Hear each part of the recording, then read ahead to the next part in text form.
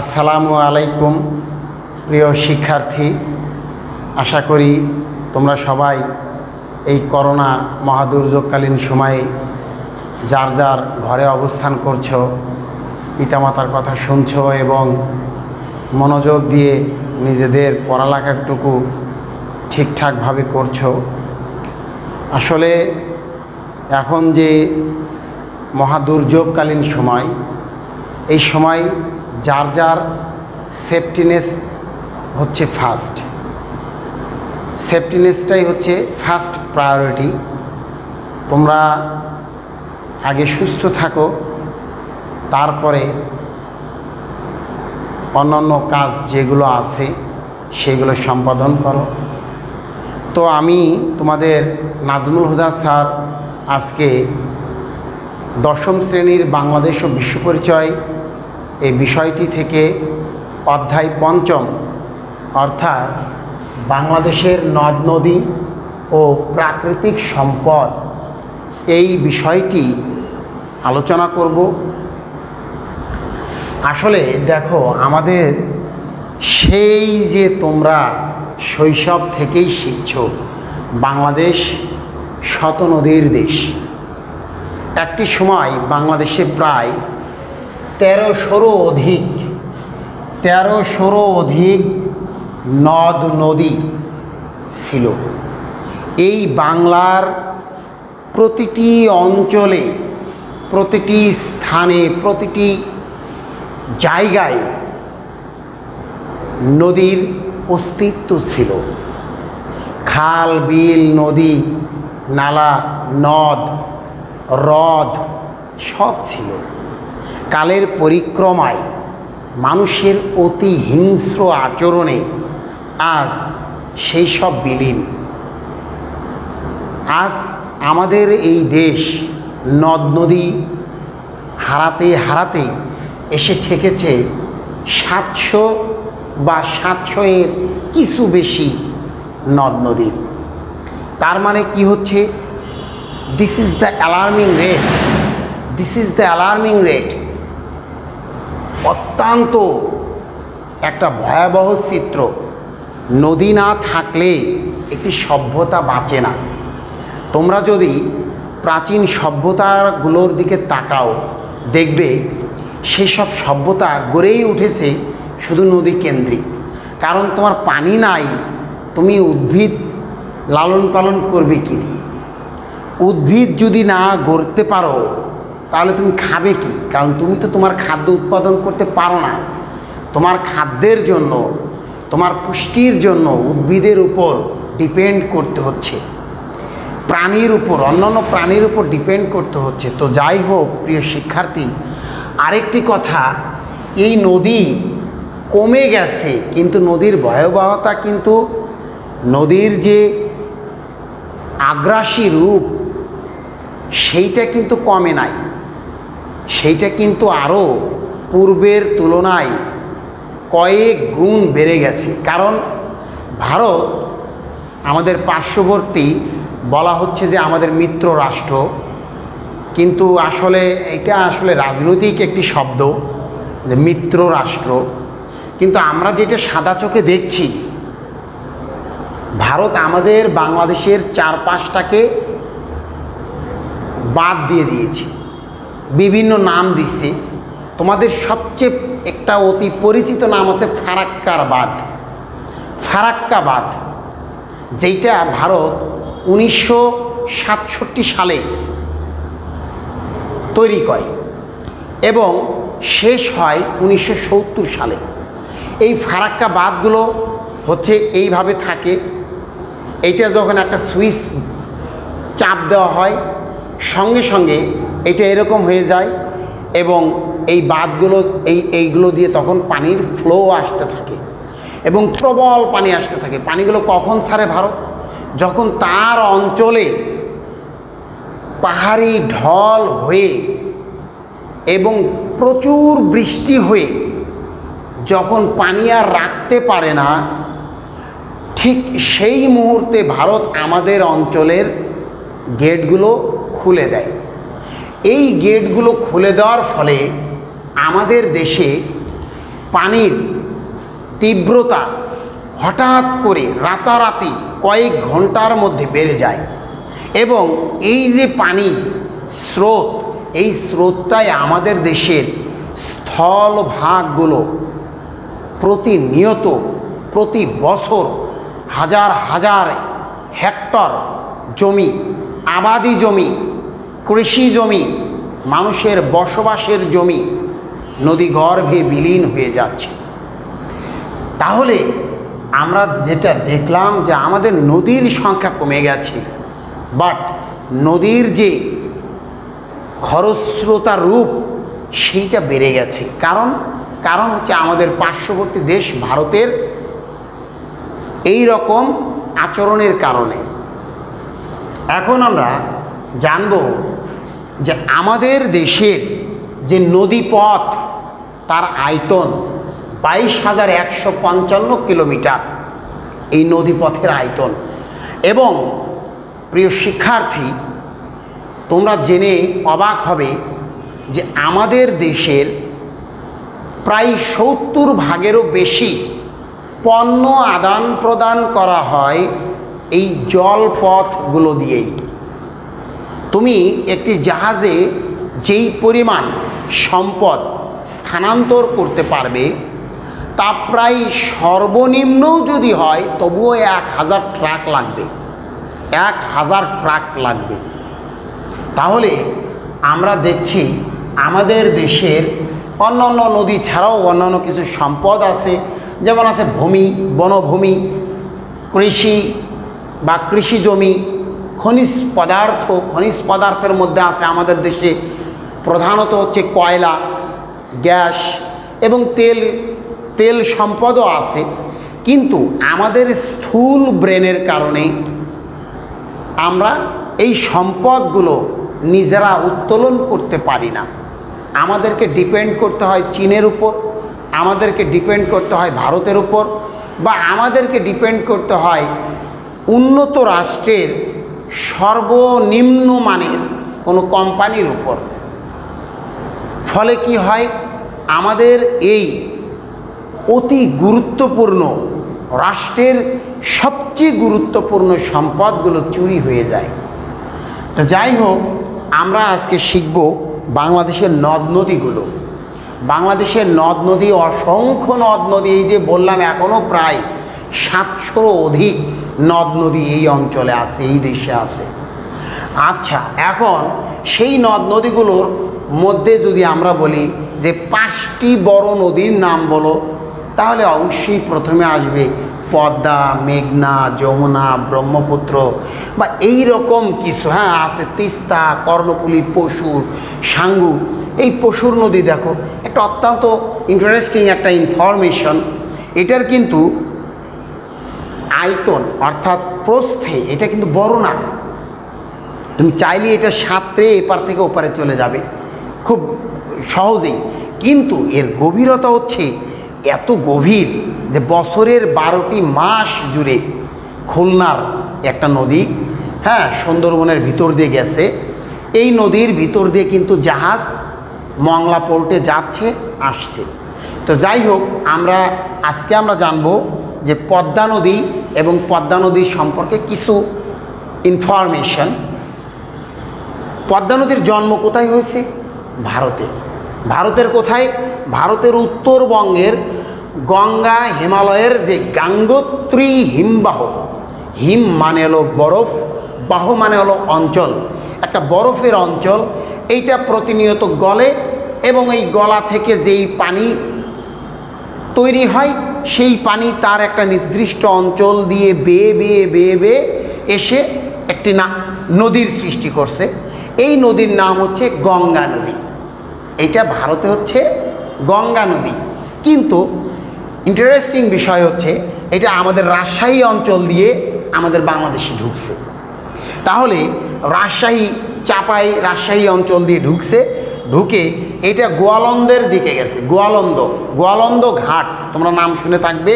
এটা পাবনার এবং 4-5টা ডিস্ট্রিক্টকে একত্রিত করছে একটা অঞ্চল। তো যাই হোক, এই গোয়ালন্দের কাছে ব্রহ্মপুত্রের প্রধান ধারা ব্রহ্মপুত্রের মূল নদী হচ্ছে যমুনা।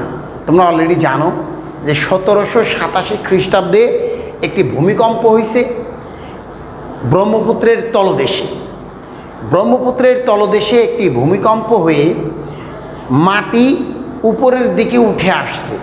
সুবহানাত আল্লাহ, আল্লাহ রাব্বুল আলামিন, আল্লাহ সুবহানাত আল্লাহ চাইলে সব পারে। নিমেষে এই পৃথিবীকে চূর্ণ বিচূর্ণ করে দিতে পারে, তার অনেক নিদর্শন আমাদের সামনে দেখায়। হয়তো আমাদের এই মোটা ব্রেনে আমরা সেটা বুঝতে পারি না। দেখো, শুধু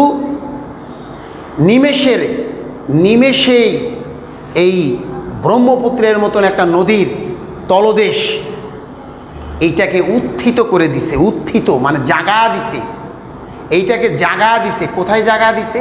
উপরের দিকে জাগা দিছে। ফলে ব্রহ্মপুত্রের যে গভীরতা ছিল এবং ওই গভীরতায় যেই পানিটা ছিল, সেই পানিটা একটা দিকে আল্লাহ রাব্বুল আলামিন নিয়ে গেছে। নিয়ে যাওয়ার ফলে ওই দিকে একটা নতুন নদী হলো। এই নদীর নামই হচ্ছে যমুনা নদী। এই নদীর নামই হচ্ছে কি? যমুনা। তাই যমুনা হচ্ছে ব্রহ্মপুত্রের সন্তান। ব্রহ্মপুত্রের একটি নদী হচ্ছে এই যমুনা।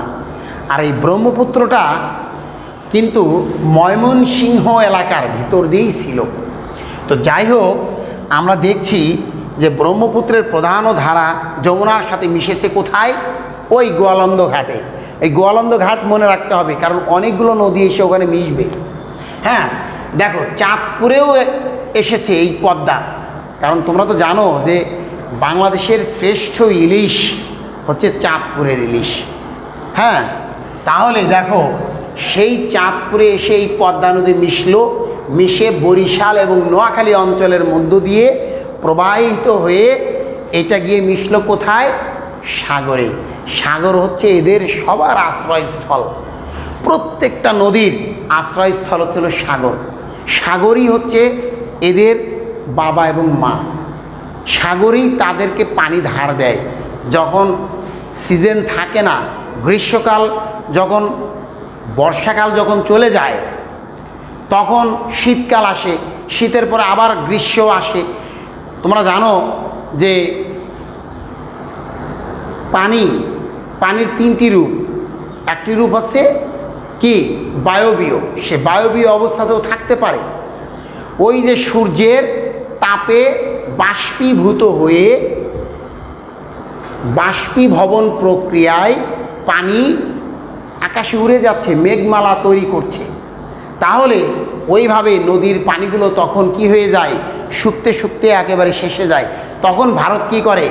যখন দেখে যে পানি এখন আর কি নতুন পানি আসতেছে না এবং তাদের পানি আটকাইতে হবে, তখন এই ফারাক্কার বাঁধটা আবার এইভাবে আটকা দেয়। দিলে এইবার তার অঞ্চলে ঠিকই পানি আটকা থাকে, বাংলাদেশ আবার মরু অঞ্চলে রূপান্তরিত হয়, ডিজার্ট হয়। তাহলে এইভাবে দেখো বঙ্গোপসাগরে গিয়ে পৌঁছাইল। গঙ্গা পদ্মার বিধৌত অর্থাৎ হলো যেইটুকু অঞ্চলের মধ্যে পদ্মার পানি বিস্তৃত হয়েছে তাকে বলা হয় বিধৌত অঞ্চল। হচ্ছে 34,188 স্কোয়ার কিলোমিটার্স দৈর্ঘ্য এবং প্রস্থে।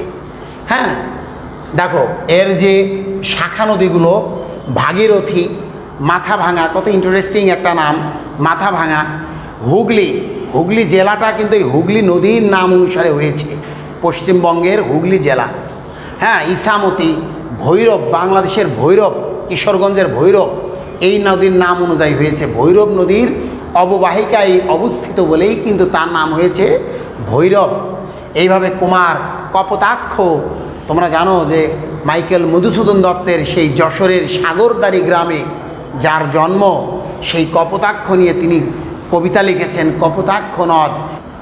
তো সেই কপোতাক্ষ, নবগঙ্গা, চিত্রা, মধুমতি, আরিয়াল খাঁ, এইগুলো হচ্ছে তার শাখা নদী। দেখো, আমরা যদি বলি ব্রহ্মপুত্র, যমুনা তিব্বতের মানস সরোবরে, অর্থাৎ যমুনা নদীর অর্থাৎ ব্রহ্মপুত্রের জন্ম। ব্রহ্মপুত্র মানেই যমুনা, যমুনা বললেই আমরা বুঝবো ব্রহ্মপুত্র। তাহলে ব্রহ্মপুত্রের একটি শাখা নদী হচ্ছে এই যমুনা, যার যেই ব্রহ্মপুত্রের জন্ম হয়েছে তিব্বত। তিব্বত একটি দেশ যার রাজধানী হচ্ছে লামা, এবং যেই তিব্বতের সর্বোচ্চ নেতার নাম হচ্ছে দালাই লামা। তো যাই হোক, আমরা সেই তিব্বতের মানস সরোবর একটি পর্বতের নাম, সেই পর্বতের কান্না হচ্ছে এই ব্রহ্মপুত্র নদী। অর্থাৎ ওই পর্বতের গাত্র বেয়ে গা বেয়ে যেই পানি প্রতিনিয়ত আসতেছে সেটাই এই ব্রহ্মপুত্র, যেটা আমাদের আরেক দুঃখী জেলা কুড়িগ্রাম, যেই কুড়িগ্রামের জন্য একটি দুঃখের কারণ হয়ে দাঁড়িয়েছে। নদী হয় মানুষের জন্য আশীর্বাদ, অথচ ভারতের এই বিমাতা সুলভ আচরণের জন্য এই নদী হয়ে গেছে আমাদের এই দেশের জন্য একটা অভিশাপ। যাই হোক, এই কুড়িগ্রাম জেলা দিয়ে ঢুকে সেটা 1787 খ্রিস্টাব্দের দিকে প্রধানত ময়মনসিংহ অঞ্চলটাই ছিল এই ব্রহ্মপুত্র নদীর মানে মূল যৌবন স্থল। তো সেই ময়মনসিংহের মধ্য দিয়ে উত্তর পশ্চিম দিক দিয়ে গিয়ে দক্ষিণ পূর্ব অঞ্চলে গিয়ে ঠেকেছে। 1787 সালের ইতিহাসটা অলরেডি বলে ফেলছি, যেখানে যমুনা নদীর জন্ম হলো। এবং দক্ষিণে গিয়ে এই নদীটা কি হয়েছে, দক্ষিণে একটু মোচড় নিয়ে, যে দক্ষিণ পূর্ব দিক দিয়ে মোচড় নিয়ে গোয়ালন্দ ঘাট, বলছিলাম প্রথমে যে গোয়ালন্দ ঘাটটা মনে রাখতে হবে, এই গোয়ালন্দে গিয়ে ঠেকেছে। এবং এই ব্রহ্মপুত্র নদীর যদি বলো শাখা নদীগুলো কি, তাহলে হবে শাখা নদী হচ্ছে ধলেশ্বরী। আর এই ধলেশ্বরীর যদি বলো শাখা নদীগুলো কি, তাহলে হবে বুড়িগঙ্গা, ধরলা, তিস্তা, করতোয়া, এগুলো প্রমুখ। এই করতা নদীর অববাহিকায় হচ্ছে আমার নিজ জেলা বগুড়া অবস্থিত। তো এইভাবে আত্রাই হচ্ছে এই ব্রহ্মপুত্রের একমাত্র উপনদী, অর্থাৎ নদী থেকে যদি সরাসরি কোনো নদীর জন্ম হয় এটা হবে উপনদী। তো যাই হোক, ব্রহ্মপুত্রের যেই লম্বা আয়তন বাংলাদেশের ভিতর দিয়ে গেছে সেটা হচ্ছে 2897 কিলোমিটার। এখন দেখো, ব্রহ্মপুত্রের যে বিধৌত অঞ্চল ব্রহ্মপুত্রের পানি বা এই ব্রহ্মপুত্র বা যমুনা বলো, এর যে পানি যেইটুকু অঞ্চল ছড়িয়ে গেছে সেই অঞ্চলের পরিমাণ হচ্ছে 5,80,160 বর্গ কিলোমিটার। বাংলাদেশের আয়তনের চেয়ে প্রায় 5 গুণ বা 4 গুণ। হ্যাঁ, এবং বাংলাদেশ অঞ্চলে যেইটুকু অঞ্চল বাংলাদেশ পেয়েছে এই ব্রহ্মপুত্রের পানি, সেটা হচ্ছে 44,030 বর্গ কিলোমিটার। এরপর আসো মেঘনা নদী হচ্ছে জন্ম হয়েছে আসাম। তোমরা জানো যে আমাদের সিলেটের পূর্ব নাম ছিল শ্রীহট্ট, নাম ছিল কি শ্রীহট্ট।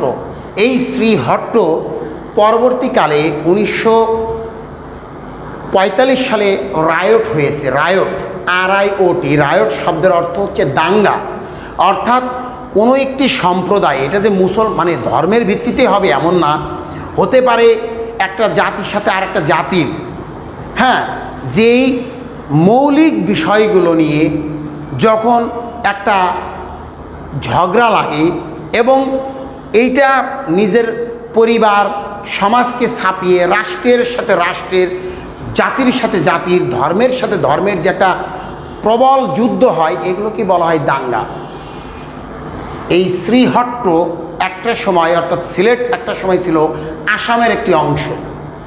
তার মানে সিলেট জেলার পাশেই হচ্ছে আমাদের আসাম। আমি অবস্থানটা বোঝানোর জন্য তোমাদেরকে একটু উল্লেখ করলাম। সেই আসামের বরাক নদী, একটা নদীর নাম হচ্ছে বরাক নদী। এটা আসামেরই পাশে হচ্ছে মণিপুর একটা অঞ্চল, একটা রাজ্য, ভারতের একটা রাজ্য। এই বরাক নদী তারও ওইদিকে গিয়ে মণিপুর যে রাজ্য, সেই নাগামণিপুর অঞ্চলে এই মেঘনা নদীর মূলত জন্ম, যেটা বাংলাদেশে এসে হয়েছে মেঘনা, কিন্তু ওখানে তার নাম হচ্ছে বরাক, অর্থাৎ ভারতে তার নাম হচ্ছে বরাক নদী বাংলাদেশে এসে নাম ধারণ করলো মেঘনা। যেটা আবার দেখো আরও ইন্টারেস্টিং ইনফরমেশন, সিলেটের সুরমা আর কুশিয়ারা দুইটা নদী, এই দুইটা নদীর সাথে এসে মিলছে কে? এই মেঘনা, যে ভারতের নাম হচ্ছে বরাক। এখন দেখো এই মিলিত ধারা সুনামগঞ্জের যে আজমিরিগঞ্জ, সুনামগঞ্জ একটি জেলা যেটা পূর্বে ছিল একটি মহকুমা, এটা সিলেট জেলার একটা মহকুমা ছিল। 1983 সালে তৎকালীন প্রেসিডেন্ট, জননন্দিত প্রেসিডেন্ট ছিলেন তৎকালীন জনাব হুসাইন মোহাম্মদ এরশাদ সাহেব এটাকে জেলাতে রূপান্তরিত করছেন। এই সুনামগঞ্জের আজমিরিগঞ্জ হচ্ছে একটি স্থানার নাম। এই আজমিরিগঞ্জের কালনি নামক স্থানে দক্ষিণ পশ্চিম দিক দিয়ে এসে অগ্রসর হয়ে এই মেঘনার সাথে মিলিত হয়েছে বা মেঘনা নাম ধারণ করেছে। এটি ভৈরব বাজার, ভৈরব মানে কিশোরগঞ্জের ভৈরব বাজার অতিক্রম করে পুরাতন ব্রহ্মপুত্র অর্থাৎ ময়মনসিংহের যে ব্রহ্মপুত্র, সেই ব্রহ্মপুত্রের সাথে এসেও মিলিত হয়েছে। মুন্সীগঞ্জের যে বুড়িগঙ্গা নদী আছে এবং ধলেশ্বরী ও শীতলাক্ষার সাথেও এই নদী এসে মিলিত হয়েছে। ফলে এই নদীর যে অববাহিকা, এই নদীর যে বিধৌত অঞ্চল, এটা কিন্তু বেড়ে গেছে। আচ্ছা, এইবার দেখো জলধারায় মেঘনায় এসে চাঁদপুরে পদ্মা নদীর সাথে এসেও মিশেছে। আমরা বলি যে পদ্মা নদীর ইলিশ বা মেঘনা নদীর যে ইলিশ, হ্যাঁ, এই দুই নদীর ইলিশটাই কিন্তু সবচেয়ে ইন্টারেস্টিং ইলিশ, সবচেয়ে মজাদার যে ইলিশ, এটা কিন্তু চাঁদপুরেই পাওয়া যায়। আর আরেকটা বিষয়, ইলিশ কিন্তু নোনা পানির মাছ, সে তার যখন প্রজননের সময় হয় এবং তারা ঝাঁকবদ্ধ প্রাণী, ঝাঁকবদ্ধভাবেই চলে, যখন তাদের প্রজননের সময় হয়, প্রজননের সময়টায় তারা মোহনায় আসে। নদী এবং সাগরের মিলিত স্থানকে বলা হয় মোহনা, এবং এই মোহনায় প্রচণ্ড স্রোতের সৃষ্টি হয়। এই স্রোতে নিজেদের গাকে ভাসিয়ে দেয় এবং স্রোতের মধ্যে যে পাক, সেই পাকে পড়ে তাদের ডিম পেট থেকে বের হয়ে যায়। যখন ডিম পেট থেকে বের হয়ে যায় তখন তারা চলে যায়, আবার সাগরের মাছ সাগরে ফিরে যায়। ঠিক সেই সুযোগটাকেই আমাদের এই জেলে ভাইয়েরা নেয় এবং এই ইলিশগুলো শিকার করে। যাই হোক, ইলিশ খেতে অনেক মজা, তোমরা খাবে। এবং এইভাবে দেখো মেঘনা নদীও গিয়ে এই বঙ্গোপসাগরেই অর্থাৎ সাগরে গিয়েই সে ডুবেছে। অর্থাৎ নদীর সাথে যখন সাগরের সম্পর্ক ছেদ হয়ে যায় তখন কি হয়ে যায়? ওই নদী মারা যায়, ওই নদীর আর প্রাণ থাকে না। তাহলে আমরা বুঝতে পারলাম যে মেঘনা নদী সম্পর্কে কিছু ইনফরমেশন। এখন দেখো মেঘনা নদীর যে শাখা নদীগুলো আছে, নাম হচ্ছে মনু, আছে তিতাস, আছে গোমতী এবং আছে বাউলাই। সবাইকে ধন্যবাদ। সবাই বাসায় থাকো, ঘরে থাকো, পিতামাতার কথা শোনো এবং মনোযোগ দিয়ে পড়ালেখা করো, সেটাই প্রত্যাশা।